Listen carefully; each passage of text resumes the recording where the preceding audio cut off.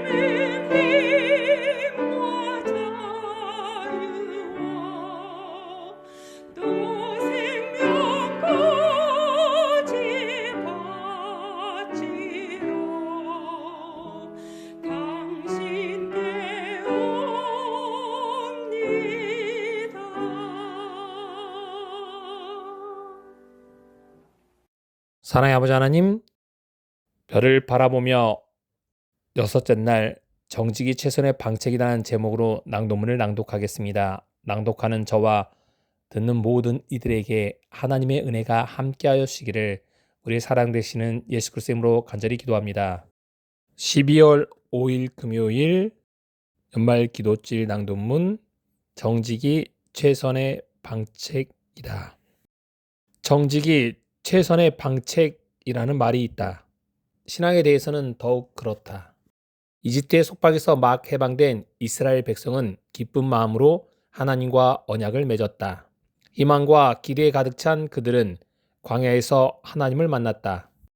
하나님이 자기들을 모든 민족 중에서 내 소유로 삼고 제사장 나라가 되며 거룩한 백성이 되게 하시라 말을 듣고 이스라엘 백성은 하나님의 뜻에 전폭적으로 동의했다. 여호와께서 명령하신 대로 우리가 다 준행하리라고 그들은 선언했다. 하지만 채 6주도 지나지 않아 대제사장 아론이 이끄는 모세의 동족들이 금송아지를 만들고 비열한 우상 숭배에 빠졌다. 백성이 앉아서 먹고 마시며 일어나서 뛰놀더라. 모세는 시내산으로 내려오다 그 광경을 보고 격분하여 손에서 그 판들을 산 아래로 던져 깨뜨려 버렸다. 출애굽기 32장 6절과 8절, 19절에 있는 내용입니다. 그들의 문제는 진실성이나 의지의 부족이 아니었습니다. 그들은 단지 바울이 로마서 7장에서 지적한 딜레마에 빠졌을 뿐입니다. 로마서 7장 15절입니다. 내가 원하는 것은 행하지 아니하고 도리어 미워하는 것을 행함이라. 이스라엘 백성은 정직해야 했다. 만약 그들이 하나님의 요구사항을 제 힘으로 해낼 수 없다고 인정했다면 그들은 거의 끝없이 이어졌던 실패와 고통을 피할 수 있었을 것이다. 노예로 지냈고 자유와 자발적인 결정에 익숙치 않고 수백 년간 비열한 우상숭배에 들려있던 그들은 하나님의 요구를 스스로 해낼 수 없었다. 이는 오늘날 하나님의 백성의 상황과 정확히 같다. 문제는 하나님이 자기 백성에게 사랑과 순종을 원하시느냐가 아니다. 바로 어떻게 하면 그렇게 할 수 있느냐이다. 핵심. 하나님 앞에 성실하지 못한 자신에 대해 낙담하면서 자신은 결코 참된 기독교인의 비결을 터득할 수 없으리라고 결론짓는 사람이 많다. 예수를 따르는 이들은 무엇보다 자신의 연약함을 먼저 이해한다. 그리고 그 연약함 가운데서 하나님이 무엇을 약속하신지를 알아야 한다. 사실 하나님은 자신이 강하다고 믿는 사람을 구원하실 수 없다. 바로 이 때문에 바울은 고린도서 10장 12절에 선줄로 생각하는 자는 넘어질까 조심하라고 기록했다. 선지자가 이사야 6장 6절에 말했듯 우리의 은은 다 더러운 옷과 같다.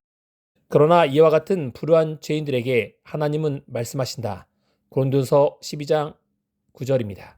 내 은혜가 내게 족하도다. 이는 내 능력이 약한 데서 온전하여짐이라.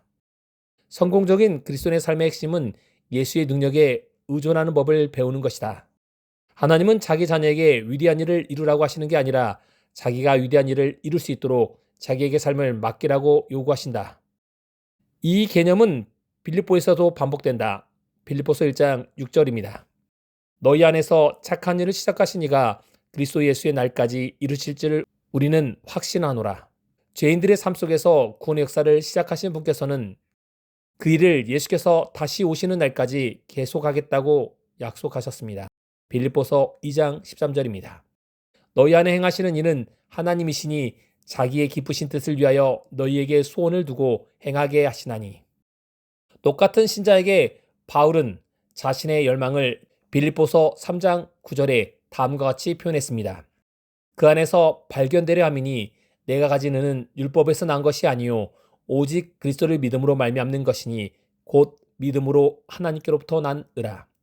하나님께서는 자신의 자녀들에게 승낙받기를 바라신다고 바울은 빌립보 교인들에게 설명한다. 그분이 그들 안에서 자신의 삶을 직접 이루시겠다는 것이다. 삶을 하나님께 내맡긴 죄인은 예수의 의를 받는다. 삶 속에서 성령이 거하시면 그분이 믿는 자 안에 그리스도와 그의 의를 가져다 주신다. 예수께서 자기를 따른 자의 마음 안에서 삶을 시작하신다. 갈라디아 2장 20절에서는 이렇게 말한다. 내가 그리스도와 함께 십자가에 못 박혔나니 그런즉 이제는 내가 사는 것이 아니요 오직 내 안에 그리스도께서 사시는 것이라. 이제 내가 육체 가운데 사는 것은 나를 사랑하사 나를 위하여 자기 자신을 버리신 하나님의 아들을 믿는 믿음 안에서 사는 것이라. 바울은 골로새 교회를 향해 복음의 비밀이란 골로새서 1장 27절에 너희 안에 계신 그리스도시니 곧 영광의 소망이니라고 설명했다. 자신과 제자들의 관계가 포도나무와 가지의 관계와 같다고 하신 예수의 설명도 그와 똑같은 개념이다. 요한복음 15장 4절입니다. 내 안에 거하라 나도 너희 안에 거하리라. 가지가 포도나무에 붙어있지 아니하면 스스로 열매를 맺을 수 없음같이 너희도 내 안에 있지 아니하면 그러하리라. 그리스도 안에서의 얻는 삶. 하나님의 자녀에게 매일의 삶은 자신을 그분께 내맡길 기회이다. 시대의 소망 324쪽에서는 그리스도를 믿는 사람은 그분의 요새가 된다. 배역한 세상에서 그분은 그 요새를 굳게 붙이시며 자기의 권세 외에 어떤 권세도 용납하지 않으신다.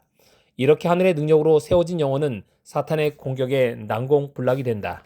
로마서 6장 16절은 너희 자신을 종으로 내주어 누구에게 순종하든지 그 순종함을 받는 자의 종이 되는 줄을 너희가 알지 못하느냐.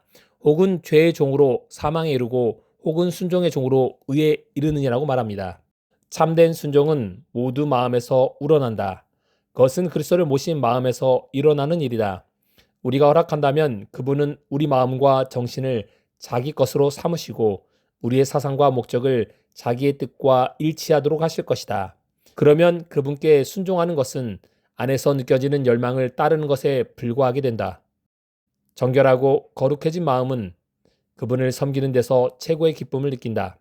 하나님을 아는 것이 특권처럼 여겨질 경지에 이르면 우리는 끊임없이 순종하는 삶을 살 수 있다. 그리스도의 품성을 알아가고 하나님과 교제를 누리는 가운데 죄는 역겹게 보일 것이다라고 엘렌 G 화이트는 시대의 소망 668쪽에 얘기했습니다. 독일 신학자 디트리히 보네퍼는 그리스도께서 사람을 부를 때는 와서 죽으라고 명하시는 것이라고 진술했습니다. 옛 삶에 대해 죽어야 예수께서 우리를 자기 형상대로 만드실 수 있습니다. 더 온전히 그분께 굴복하는 법을 익히는 과정에서 실망스러운 일도 생길 것입니다. 자신에게 솔직해지면 영원히 합당하지 않은 자신의 현실을 인정하게 된다. 그리고 바로 그 솔직함이 있어야 하나님께서 가장 연약한 삶 속에서 칭의와 성화에 필요한 모든 것을 해줄 수 있다는 것을 깨달음을 얻는다. 예수께 자신을 내려놓으면 우리는 그 위대한 날을 믿음으로 바라볼 수 있다. 구속받은 자들은 그날에 이렇게 말할 것이다. 이는 우리가 하나님이시라. 우리가 그를 기다렸으니 그가 우리를 구원하시리로다. 이는 여호와시라. 우리가 그를 기다렸으니 우리는 그의 구원을 기뻐하며 즐거워하리라. 이사야 25장 9절입니다. 아멘. 오 주 예수여 오시옵소서. 계시록 22장 20절의 말씀이 여러분과 저의 고백이 되길 바랍니다. 기도주일 여섯째 날 기도 제목을 말씀드리겠습니다. 오늘의 낭독 말씀이 내 삶에 적용되도록 기도해 주십시오. 두 번째, 안식일을 준비하는 예비일이 되도록 기도해 주시기 바랍니다. 세 번째, 아직 하나님께 자복하지 않은 죄가 있다면 이 시간 하나님께 자복하고 회개하는 연말 기도주일이 되기를 기도해 주시기 바랍니다. 마지막으로 개인이 가지고 있는 기도 제목으로 음악이 마칠 때까지 기도하고 마치겠습니다.